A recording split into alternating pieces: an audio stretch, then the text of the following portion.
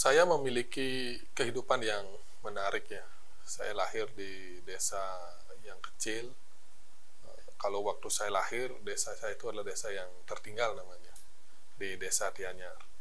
Saya dibesarkan di keluarga yang tidak berkecukupan, sehingga saya berjuang untuk melalui kehidupan ini dengan sangat berat. Saya dibesarkan di desa yang dekat dengan pasar. Orang tua saya saat ini, ibu sebagai pedagang dan bapak sebagai saudagar. Keluarga besar saya mayoritas dari hidupnya dari bertani. Saya memiliki satu saudara kandung. Saya anak yang tertua. Kemudian adik saya saat ini juga sedang mengikuti jejak saya sebagai dosen. Saya memiliki 3 saudara tiri, dan saat ini mereka mengabdi di kampung.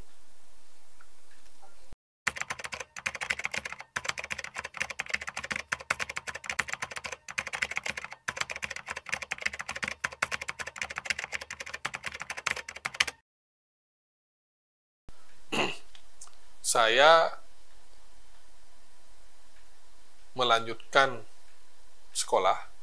Saya memulai sekolah di SD 5 Tianyar.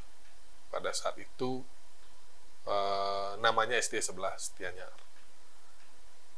SD itu ada di samping saya. Namun sebelum sampai di sana, saya pertama kali sekolah itu ditolak karena saya tidak bisa mencapai telinga tangan saya pada saat itu ya.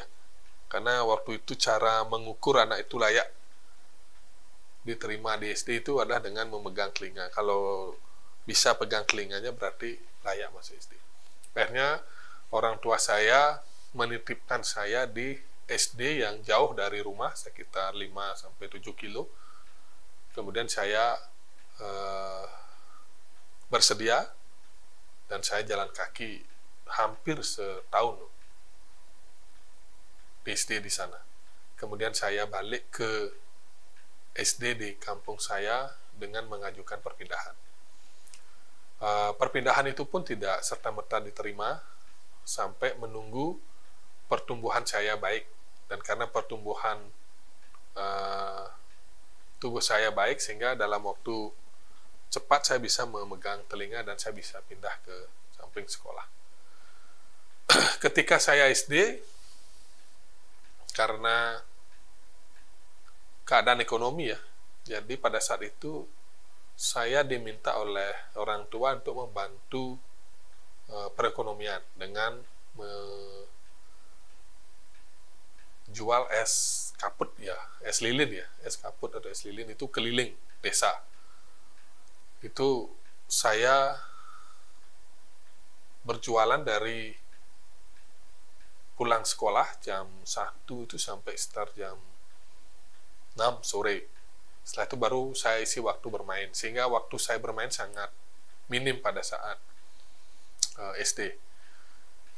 Walaupun demikian, saya menggunakan waktu belajar saya di sekolah dengan sangat serius untuk mengisi keingintahuan saya yang sangat tinggi. Kehidupan keluarga saya tidak banyak mengenal yang namanya kehidupan yang berprestasi, tidak mengenal yang namanya juara, penghargaan, tetapi saya berusaha untuk memenuhi keingintahuan saya dengan cara saya belajar dengan cara saya sendiri. Sehingga ketika saya ulangan, ujian, ya saya menjawab dengan cara saya sendiri. Setelah saya SD, saya ingin melanjutkan ke SMP. Yang sudah barang tentu pada saat itu tidak banyak juga yang melanjutkan SMP. Dan saya melanjutkan ke SMP, di SMP Negeri 2 Kubu. Dan pada saat itu, saya sering jalan kaki, yang jaraknya cukup jauh juga. Sangat jauh dari rumah saya. Dan pada saat itu tidak banyak yang menggunakan sepeda motor pribadi atau mobil pribadi. Yang ada adalah angkutan umum, dan itu pun jarang, sehingga harus jalan kaki. Pada saya SMP, saya kelas 2 sudah mulai bekerja di toko dan kuli bangunan untuk memenuhi tuntutan ekonomi keluarga. Dan setelah SMP, saya juga termotivasi untuk melanjutkan ke jenjang SMA.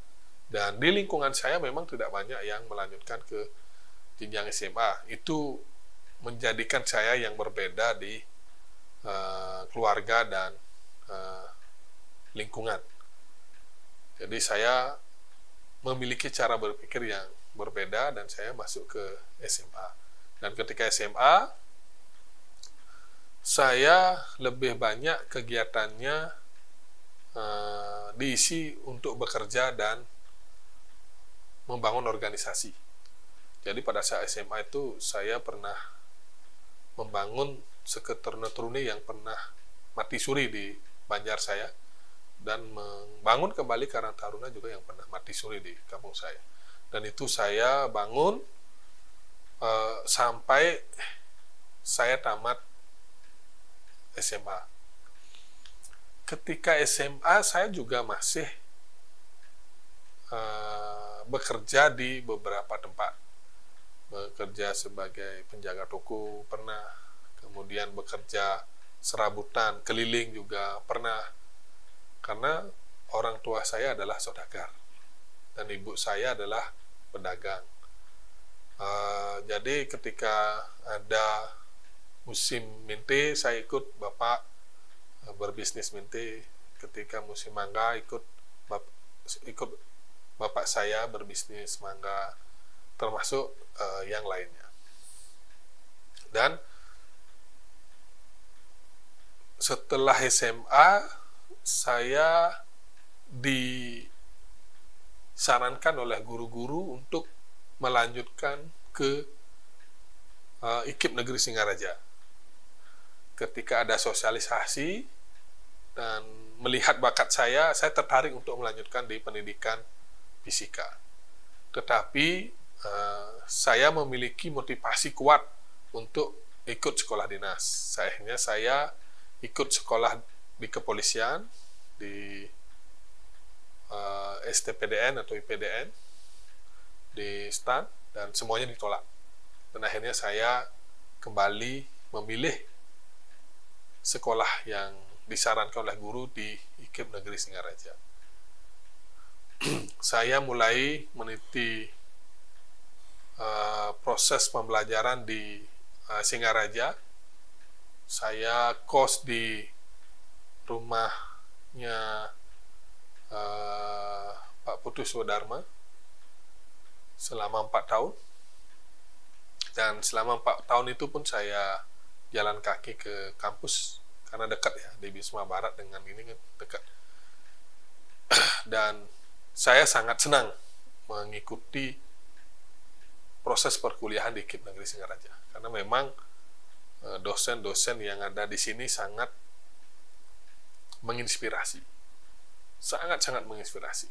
Dan ketika kuliah, Tuhan menakdirkan saya ketemu dengan orang-orang yang hebat, orang-orang besar, orang-orang yang memberikan inspirasinya dalam kehidupan saya. Ada Dr. Nyoman Jampel, ada Profesor Dr. Nyoman Dantes, ada Profesor Dr. Lasmawan yang pernah mengajar di kelas, pernah menjadi dosen saya di kelas di beberapa mata kuliah, yang terus memberikan support dan motivasi untuk tatanan kehidupan yang lebih baik. Dan itu saya lalui selama 4 tahun, sehingga saya tidak pernah bosan kuliah di IKIP Negeri Singaraja. Ketika saya kuliah, saya juga tidak seperti waktu SD, SMP, SMA, saya juga orangnya tidak bisa diam. Jadi ketika kuliah pun saya ikut berbagai macam organisasi. Saya ikut KMHDI, ikut KMHD, ikut Senat, ikut HMJ, ikut kegiatan KSR, PMI, dan ikut kegiatan-kegiatan yang lainnya. Saya mengikuti banyak kegiatan itu memang saya memiliki keingintahuan yang sangat tinggi. Terlepas dari pengetahuan keluarga atau orang tua yang sangat terbatas. Mungkin berbeda dengan sekarang yang pengetahuan itu tidak harus didapatkan dari keluarga, tapi bisa dari media sosial, dari manapun bisa sekarang mendapat pengetahuan dengan sangat cepat. Pada saat itu pengetahuan itu ya didapatkan melalui pengalaman dan teman atau dengan guru, sangat terbatas pada saat itu, dan saya memiliki keingintahuan yang sangat tinggi untuk itu, sehingga saya ikut bertualang di berbagai organisasi untuk mendapatkan pengetahuan dan pengalaman baru. Dan setelah saya mendapatkan pengalaman dan pengetahuan yang sangat luar biasa selama 4 tahun, tumbuhlah perasaan saya untuk menjadi seorang dosen, pendidik. Pada saat itu saya berpikir, saya harus bisa menjadi inspirasi kepada mahasiswa saya. Dan saya juga harus bisa menginspirasi lingkungan saya. Dan pada saat itu saya bertekad untuk menjadi seorang dosen. Tamat, saya langsung pergi ke Denpasar, bekerja sambil melanjutkan studi S2. Karena untuk menjadi dosen pada saat itu minimal S2. Dan setelah saya mengikuti pendidikan S2, saya melamar jadi dosen di Singaraja dan akhirnya diterima di pendidikan guru sekolah dasar di PGSD. Dan saya mulai memenuhi janji saya agar saya bisa menginspirasi mahasiswa saya. Dan ketika saya memilih hal-hal yang di luar dari keasiman keluarga saya, yang mana keluarga saya itu tidak ada yang menempuh pendidikan sampai kuliah. Jadi sampai SMA itu sudah langsung bekerja di Denpasar, di Kuta, di bidang pariwisata. Itu keluarga sangat mensupport saya. Jadi ketika saya menyampaikan kuliah di Singaraja, keluarga langsung support dan setuju. Padahal di lingkungan sekitar saya itu tidak banyak yang kuliah di Singaraja. Termasuk ketika saya bilang saya mau jadi dosen. Orang tua saya masih bingung apa itu dosen, karena tidak mengenal yang namanya kehidupan sejenis dosen waktu di keluarga saya di rumah gitu. Dan saya jelaskan, dan bapak saya juga sangat mensupport dan mendukung, bapak dan ibu ya, keluarga. Dan termasuk ketika saya menyampaikan saya akan melanjutkan studi ke S3, bapak saya sangat terkejut karena tidak punya biaya untuk itu, tetapi saya yakinkan saya bisa melewatinya. Dan bapak dan ibu kembali mensupport dengan sangat luar biasa. Dan pada akhirnya saat ini saya menjadi guru besar, mungkin satu-satunya di desa saya, kemudian satu-satunya juga yang berpendidikan tertinggi S3 di keluarga besar saya. Dan itu semua berkat support, restu dari kedua orang tua saya yang selama ini tidak pernah mereka rasakan, dia tidak pernah mereka jumpai di lingkungannya. Ada keluarga atau ada anak yang melanjutkan sampai ke jenjang S3. Dan saya rasakan betul itu, bagaimana orang tua mensupport saya sepenuhnya. Oleh sebab itu, saya sangat bersyukur dengan kondisi yang saya alami pada saat ini.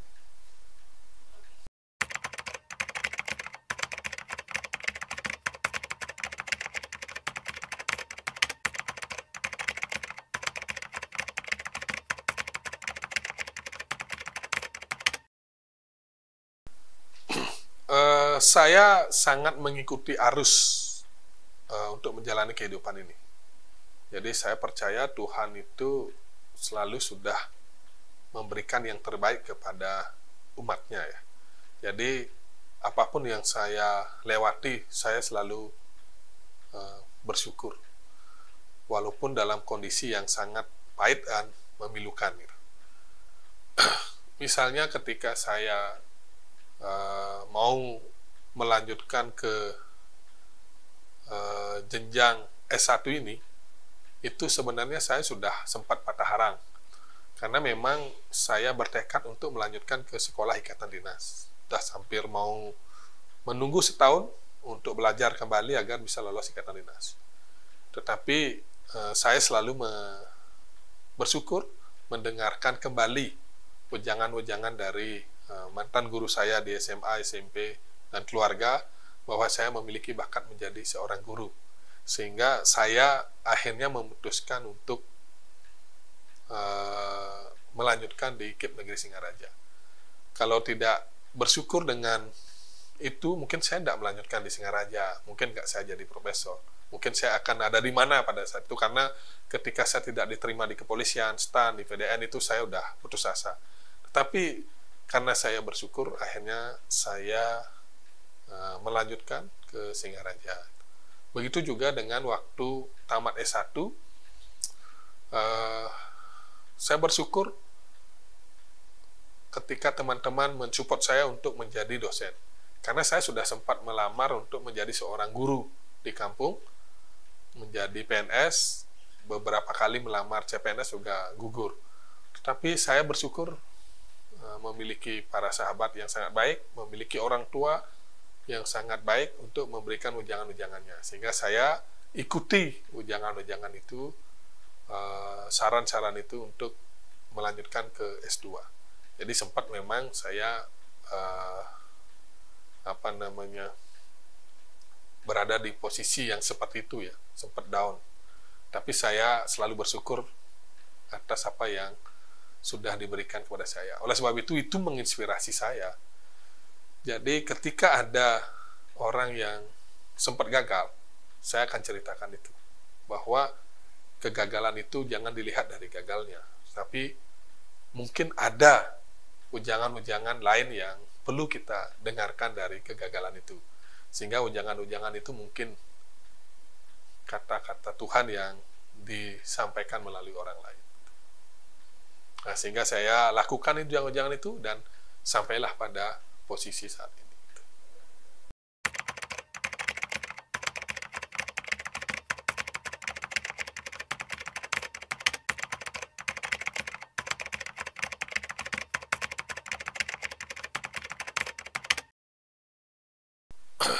Saya pernah memutuskan untuk tidak melanjutkan studi setelah saya tamat S1.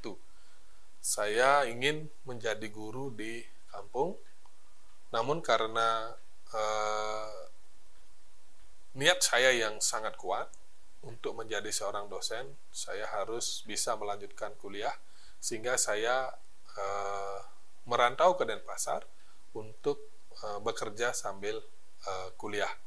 Jadi niat saya yang awalnya menjadi guru di kampung, sebatas menjadi guru biar dekat dengan keluarga, dekat dengan masyarakat di kampung, tiba-tiba motivasi dari teman-teman membangkitkan niat saya untuk menjadi seorang dosen.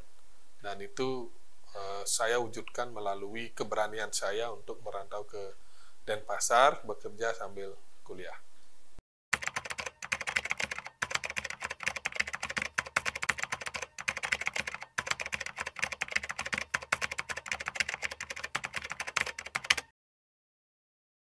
Memang pada saat zaman saya kuliah, tidak banyak yang kuliah di keguruan, terutama di Singaraja.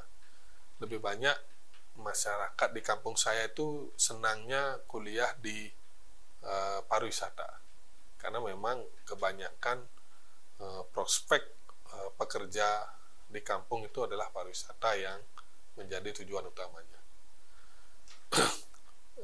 Saya menjadi guru itu selain karena saran dari guru-guru yang ada di SMA, SMP, kemudian dari keluarga, juga dari para dosen dan teman-teman pada saat kuliah ini memberikan saran agar menjadi dosen, karena ada sedikit dilihat oleh teman-teman bakat-bakat yang terpendam pada saya. Nah, saya berusaha untuk mengeluarkan bakat-bakat seperti yang dilihat oleh para guru dan teman-teman saya untuk menjadi dosen. Dan itulah yang memotivasi saya.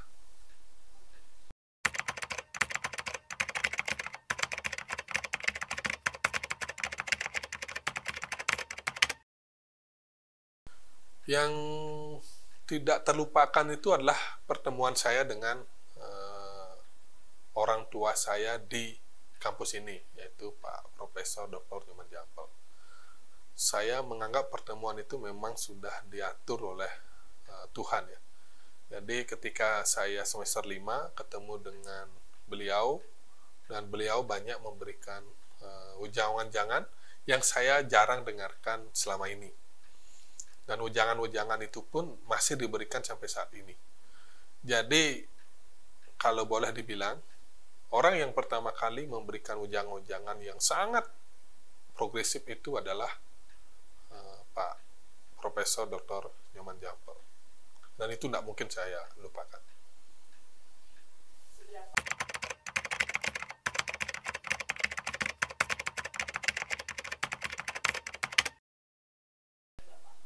Wow, sangat besar sekali. Jadi, karena saya lahir di kehidupan yang tidak mengenal namanya prestasi, dengan bertemu beliau, kehidupan saya menjadi kehidupan yang penuh dengan jiwa-jiwa berprestasi, jiwa-jiwa berprestasi, jiwa-jiwa mengabdi, dan spirit yang tinggi gitu. Dan itu tumbuh setelah saya ketemu dengan beliau. Jadi saya merasakan perubahan yang sangat luar biasa dari sisi itu, yang saya tidak pernah temukan dalam kehidupan saya di kampung maupun di keluarga. Mungkin berbeda saat ini, yang motivasi, ujangan itu bisa kita saksikan di YouTube atau bisa kita baca di berbagai media sosial ya, untuk kita pelajari dan teladani. Tapi pada saat itu karena tidak ada, jadi saya sangat bersyukur bisa dipertemukan dengan beliau yang sangat-sangat menginspirasi saya. Jadi saat ini kalau boleh dibilang 100% pikiran saya terinspirasi dari ujangan-ujangan beliau.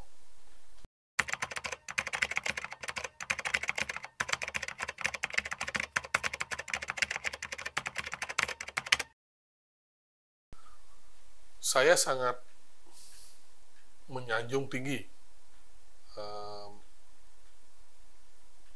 yang namanya pendidikan di kehidupan bermasyarakat.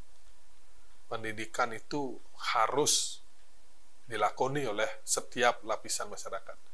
Tidak mengenal status sosial, tidak mengenal umur, dan tidak mengenal kategori atau kasta tertentu ya. Jadi siapapun sebaiknya mengenyam pendidikan. Karena pendidikanlah yang akan mengantarkan perubahan pada tatanan kehidupan seseorang. Saya sangat mengalaminya itu. Dan ketika saya menempuh pendidikan yang sangat tinggi, sampai doktor, S3, itu menjadi contoh di masyarakat, terutama di kampung, bagaimana pendidikan yang tinggi itu bisa merubah pola pikir dan kehidupan, terutama di kehidupan keluarganya. Oleh sebab itu saya menyarankan kepada keluarga saya, kemudian masyarakat di sekitar saya, ayo tempuh pendidikan untuk merubah tatanan kehidupan yang lebih baik.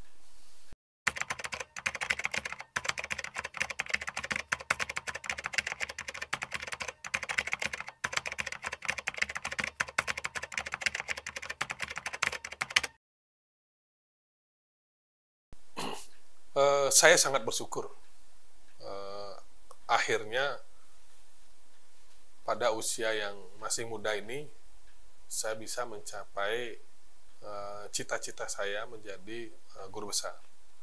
Memang saya itu setelah diangkat menjadi dosen, saya berusaha untuk mencapai gelar tertinggi atau jabatan fungsional tertinggi, yaitu profesor.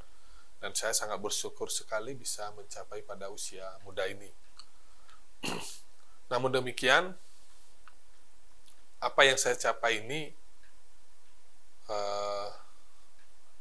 tidak menjadi prestasi yang luar biasa bagi saya, seandainya apa yang saya capai menjadi guru besar ini tidak memberikan dampak positif kepada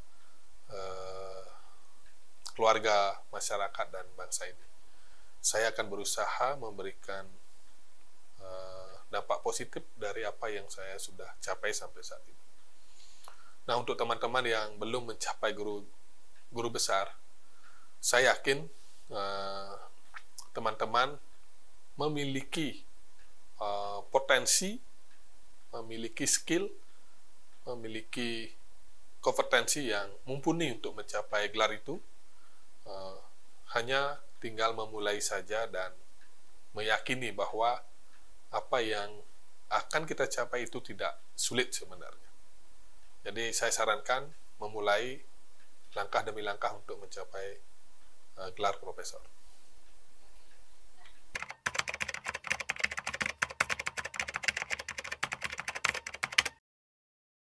Apa yang saya miliki, pengetahuan, skill, atau keterampilan, saya bisa sumbangkan kepada masyarakat dan bangsa ini.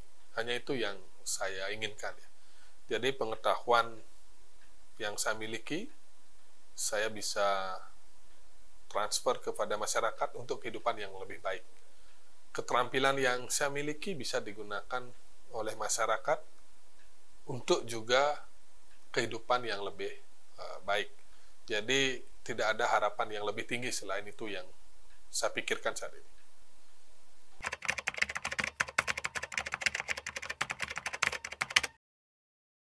Wah, Undiksa ini berkembang 1000%.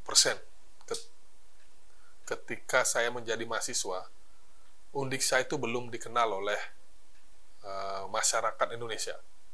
Bahkan Undiksa itu disampaikan sebagai Undiksa itu disampaikan sebagai kampus swasta.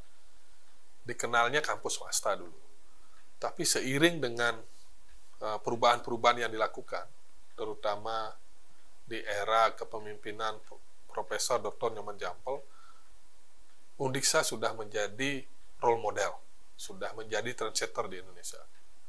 Prestasi bidang publikasi, jurnal, singkat mawa, kemudian kegiatan-kegiatan internasionalisasi, kemudian raihan-raihan IKU, kemudian klasterisasi, itu Undiksa selalu masuk dalam nominasi nasional. Saya bangga menjadi bagian dari Undiksa, dan saya menjadi saksi sejarah bagaimana Undiksa berkembang sampai saat ini.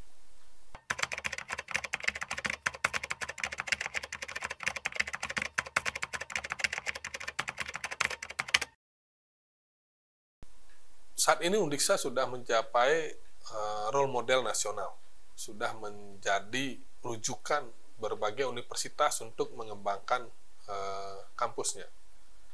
saat ini Undiksa seharusnya sudah mulai menampakkan kaki ke internasional, dan itu sudah mulai terlihat dari program-programnya. Dan itu harus diikuti oleh seluruh dosen Undiksa, tidak hanya dari sisi kebijakan-kebijakan yang sudah dituangkan oleh para pimpinan saat ini.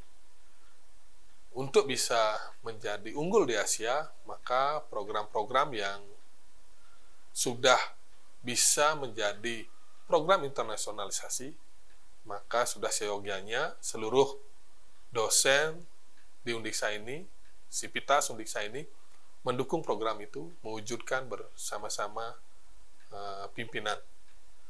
Karena beberapa prestasi sudah menampakkan Undiksa di level internasional. Jadi jangan ragu lagi untuk berprestasi di tingkat internasional. Kalau di tingkat nasional saya pikir sudah Undiksa sudah sangat jauh melewati itu. Sekarang sudah saatnya mulai melakukan standar-standar aktivitas dengan standar-standar internasional.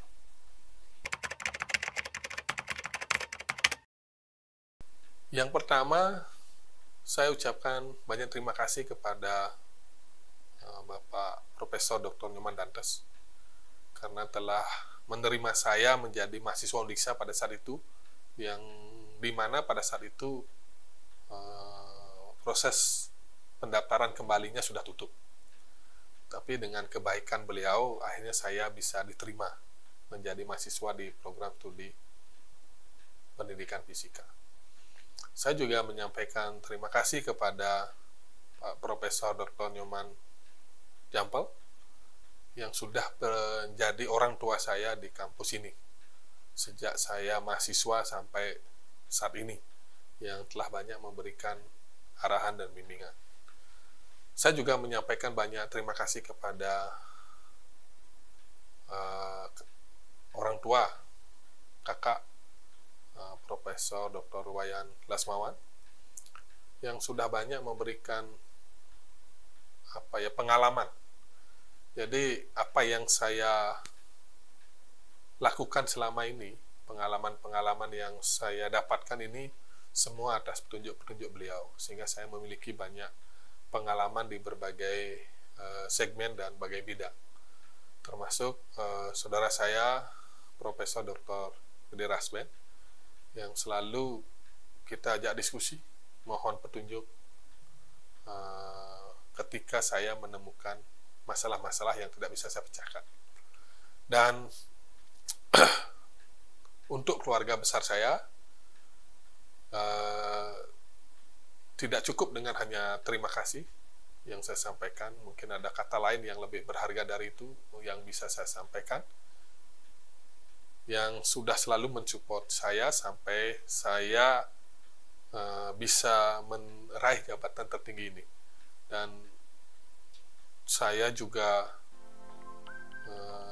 bisa menjadi seperti ini karena dukungan yang tidak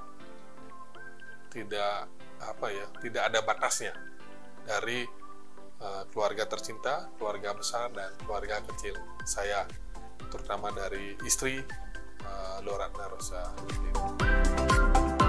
Acara ini diproduksi oleh